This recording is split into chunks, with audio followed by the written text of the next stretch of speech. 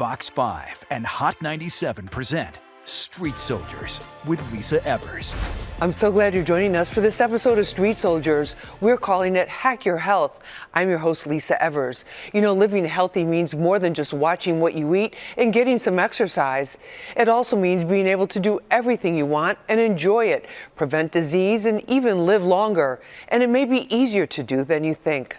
There are countless research studies that show the benefits of exercise. The Mayo Clinic sums it up, saying exercise controls your weight, combats health conditions, gives you better sleep, improves your mood, and even your sex life. Some types of exercise bring more benefits than others, says Dr. Jonathan Grecco of Northwell Health. Well, so what we always say is 30 minutes of exercise 5 days a week is the goal. And when we talk about exercise, we talk about uninterrupted activity. We love that our patients are tracking their steps now. We love that our patients are now tracking their calories, but we're really looking for a time of elevated heart rate that is uninterrupted. Being healthy also means reducing or eliminating habits like excessive drinking, smoking, and smoking weed that can become more harmful both mentally and physically over time.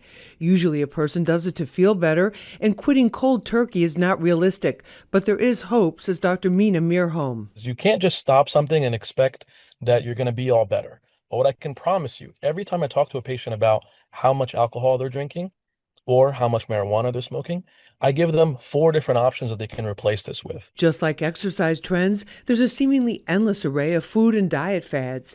Many people find that it's not easy to stick to a strict regimen, while others say they don't have the time to eat right. Registered dietitian Samantha Cassetty says healthy eating isn't all that complicated. You want to think about your plate, divide it into 4 quarters. Half the plate should be fruits or vegetables, a quarter should be protein, and then the final quarter is the grain portion. So that's the healthy balance that we're talking about. Let's get more into this with our amazing panel. Dr. Jonathan Grecco is with us. He's an adult primary care physician with the Northwell Medical Group. Dr. Grecco, thank you so much for being with us. Great to be here. Thank you. We appreciate it. Also with us is Samantha Cassetty. She's a registered dietitian. Samantha, thanks so much for being with us. Thanks for having me. We appreciate it. Also with us is Dr. Mena Mirhom. He's a Columbia University Medical Center psychiatrist and also a Forbes contributor. Dr. Mirhom, thank you for being with us. We appreciate it. Pleasure. Thank you for having me. Thank you so much. Dr. Jonathan Grecco, you're an adult primary care physician. You see a lot of different types of adults. When you see them, when they come to you with an issue or a problem or a health concern, how many of those concerns are actually preventable? It's a great question, and the question we get often at our site at Northwell Health. I would say the vast majority. I think when we look about health and wellness, we think about optimizing our day-to-day routines, and there's a lot of opportunities to prevent disease that are easily preventable. Then Samantha, we hear a lot about diet. You know, there's always don't eat so much sugar, don't eat fat, don't eat this. How important is diet, in your opinion, to the choices we make every day to our long-term health? I would say diet is super important. I would talk about what you should eat rather than what you can't eat.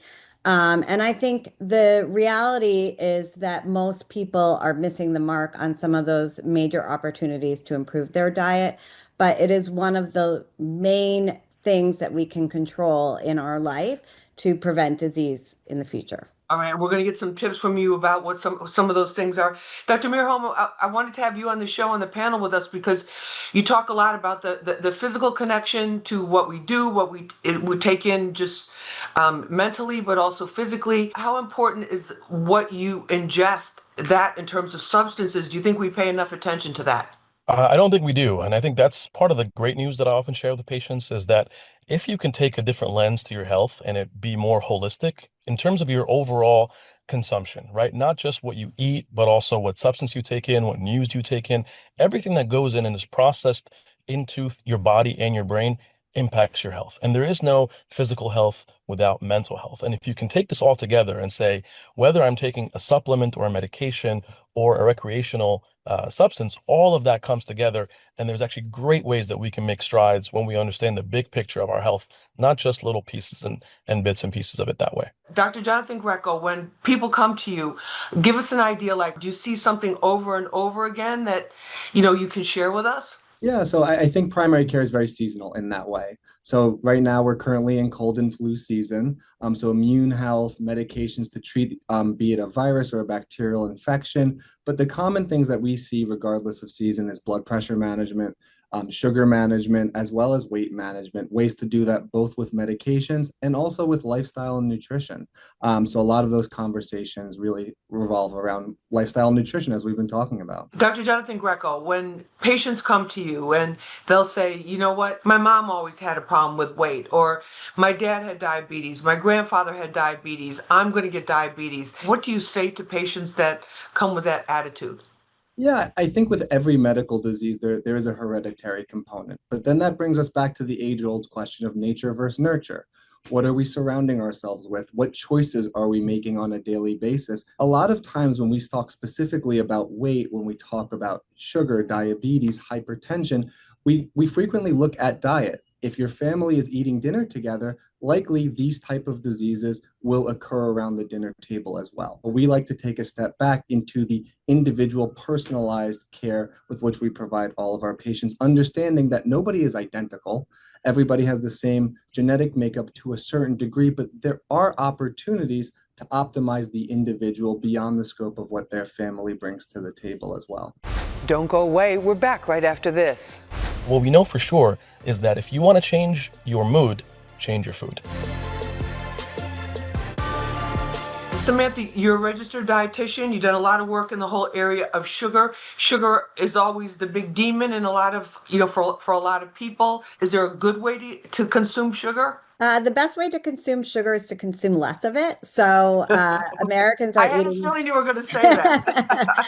Americans are eating way too much sugar. The American Heart Association recommends 25 grams a day for women, 36 grams a day for men. So that translates to 6 and 9 teaspoons per day. And I also think it's a myth that, we all have these associations with sugar giving us a sugar high or a sugar rush, but that's actually not true. So the research does not support that. And in fact, like when they've given people something sugary, within an hour, they feel more tired and less focused. Wait a So, minute, hold on. Let me just yeah. jump in there. But what about, is it the exact opposite for kids? We had a few at Thanksgiving. They'll sneak in and they're there with the ice cream cake and the pies and the cookie and everything, and they're loading up these plates, and then they think they're being really slick, and then they're up till like 2 o'clock in the morning. But what about with kids? Surprisingly, it's the same with kids. And the reason why you don't see that or experience that is because of the experience and the setting. So the research really does not support, there are some subsets of kids who might respond worse to sugars, but there are other things that actually in our food supply that are more associated with the type of situation that you're describing. But with sugars, the issue with kids is that we are giving them sugar in an environment that is also very stimulating and exciting. So like a party, Halloween, Thanksgiving. So these times when they're likely to be excited and stimulated anyway. Dr. Mirhom, I have a feeling you have something to say about sugar in the brain. I sure do. And I often, say to patients, everything that you have the chance to prescribe yourself 3 different prescriptions per day, right? And food, how we've really seen, I'm so glad that Samantha's shining light on this. Food impacts your mood in a big way, right? What you consume translates to how well you eat, how well you sleep, how your relationships are, how your energy is throughout the day. So patients often don't realize that just by making some dietary changes, there have been studies that can show that this can be as effective as the medication you take. So but when a patient comes to me and says, I've heard a lot of my friends on Lexapro, my friend is on Zoloft or Prozac, should I start that medication? I walk them back and say, let's start first with what you're prescribing yourself already. And they say, what do you mean by that? Let's look at what you're eating. Let's look at what you're consuming. Let's look at the things that you're bringing into your body throughout the day. Let's see if we can modify that. And with the modifications there, is there a role for medication? Perhaps. But what we know for sure is that if you want to change your mood, change your food. And what 1000%. And I would add on to that, there's tons of research around plant dominant diets, diets low in added sugar, Mediterranean style diets. and how these different eating patterns affect your mood. So, an excessively sugary diet is going to have a negative impact on your mood, higher risk of depression and anxiety. A plant-focused diet is going to have a positive influence on your mood with lower risks of mood disorders. And so your what you eat and how you eat has a dramatic impact. When you think about cardiovascular health, aside from obviously diabetes, it's correlated to risk of heart attack. And not only, I wanted to also emphasize, not only it's the total burden of sugar in the day, but it's also those sugar spikes that provide a tremendous burden on the body. And so from that perspective, it's not even the total volume of your day-to-day diet so much as what are you doing in those little moments we don't like to talk about so much, and those little snacks here and there when we think nobody's looking. And that's a huge detriment on the body, not only on the pancreas and the heart, but the brain and the skin as well. Dr. Grecco, there's all this talk about gut health and digestive stuff. Is that how critical is that? Yeah, I mean, when we think about what is that? When they say how healthy is your gut, I'm like, I don't know. I didn't talk to it today. It's like, yeah, but maybe it's talking to you. Yeah, okay. Yeah, exactly. And then mine's always talking to me is what I can say. But when we think about the gut microbiome, what we're talking about is our body's natural flora, our body's good bacteria, if you will, that I'm sure Samantha's going to have so many things to say about. But briefly, we're talking about our natural defense systems. If we think about what the mouth is, it's the gateway to the outside world. It's the only place that was designed to consume external environments. We have our own built-in protections. And therefore, when we think about how we are consuming foods, we need to think about how are we protecting ourselves? How are we digesting all of these products, and what we could be taking or eating to subsequently improve that health and wellness. Samantha, did you want to add something about the gut? What should people be eating or not eating? Yeah, so I'll just back up for a second. I feel like your gut health is so relevant because that community of organisms in your gut have an influence on your mood, on your immunity, on inflammation, on nutrient absorption, blood sugar regulation. So it really is the road to health starts in your gut. Um, what we should be eating, more fiber. Fiber is the preferred fuel for the gut. And unfortunately, 93% of Americans do not hit fiber targets. So huge opportunity for improvement here.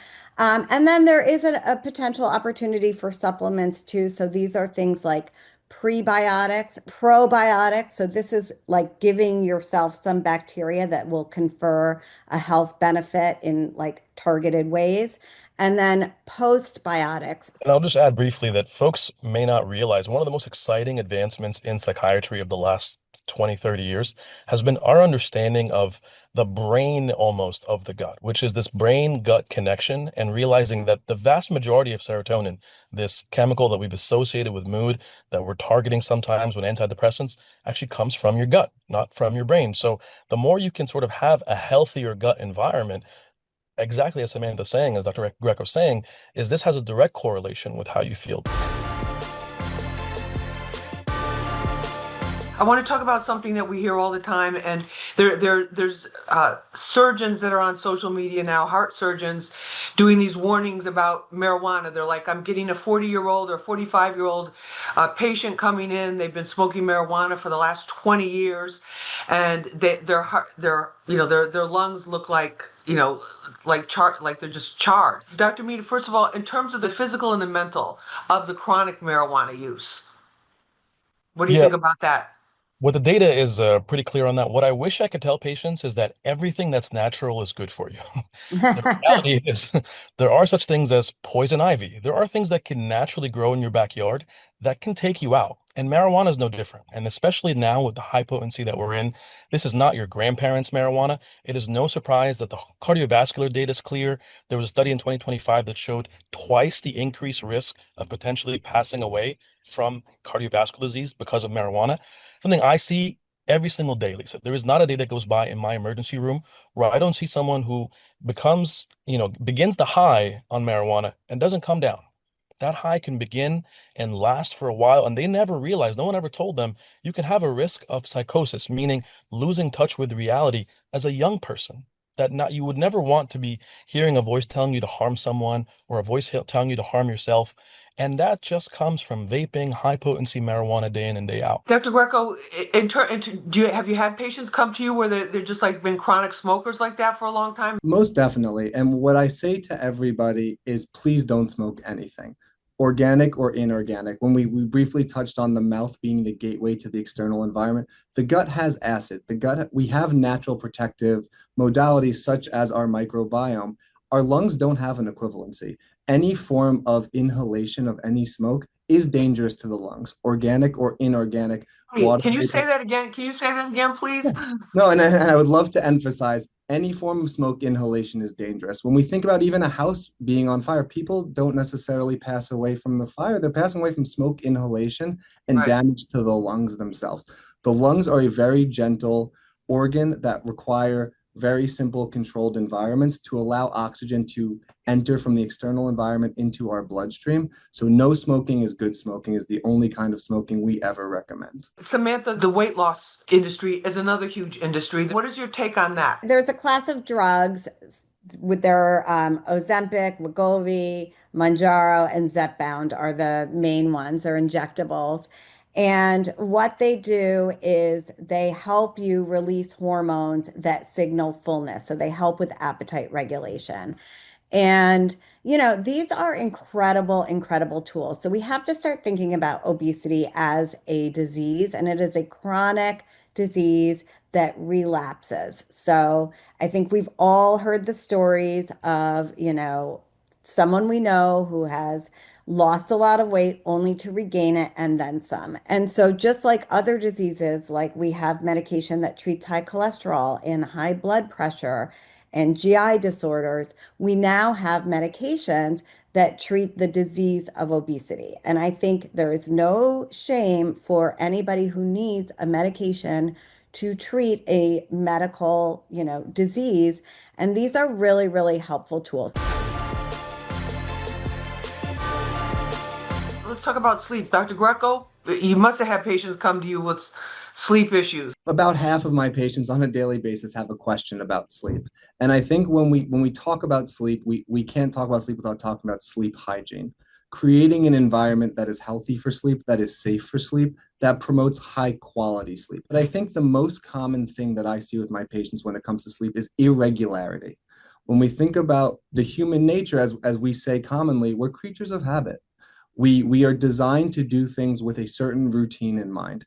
So unfortunately, we function in a very high functioning society that requires us to have late calls or early morning meetings, Right. or we have to run. So we have to do our best to control what we can control, which is the environment we sleep in. I always recommend to all of my patients, please put away your phone at least an hour before bed. Studies show that no phone time, 50 minutes before bed, can actually increase total time sleeping by about 8 minutes and also increase the quality of sleep that you're receiving as well. This is where everything kind of comes together because if you are not sleeping well, it is going to be impossible to eat well because even one night of insufficient sleep drives up your cravings, drives up your appetite hormones. And so it's going to be impossible to resist those already irresistible sugary foods, high carb foods. Those are the things we crave when we're sleep deprived. And on the flip side, when you are sleeping well, when you are eating a healthy diet, it does help with sleep. So lowering added sugars helps with sleep, increasing your fiber, lowering your saturated fat. These are all things that can help with sleep. So it all sort of comes together in the end. What we eat has an impact on our sleep. Our sleep has an impact on what we eat. Dr. Jonathan Greco, if you had to give us a takeaway or two of what we can really do for as adults right now, what would you tell all of us? I would say my biggest takeaway, and I tell all of my patients, so they're probably laughing if they're watching this, but a green apple a day keeps the doctor away. We say a green apple specifically because we think of that rich, bright acidity. Whenever we're talking about diet and nutrition, we want to avoid snacking at all costs. We know that snacking is never satiating. You're never full after your snack, and it actually doesn't reduce the burden of the next meal. You're going to eat the same exact amount. So if we're snacking, Wow. we want bright acidity, we want bright flavor. We're looking for a bridge to our next meal, not a meal replacement. So a green apple a day keeps the doctor away. Dr. Mena Mirhom, what about your takeaway tip for us? My biggest takeaway that I tell patients is take control back of your health. The biggest data that we have over the last 50 years that can impact your mental health is the meaningful connection that you have with other people. If you can take one step in investing in a relationship, whether that means forgiving somebody, reconnecting with someone, having a deeper connection with another human being, especially around this time, that's not an AI bot, but a real human being, goes a really long way in how it impacts your mental health. Thanks for joining us for this episode of Street Soldiers on how to hack your health. You can watch it again and share it on our Fox 5 NY YouTube page and the free Fox Local app. Remember, use your mind, it's your best weapon. I'm Lisa Evers. Let's push for peace, love, and justice for all.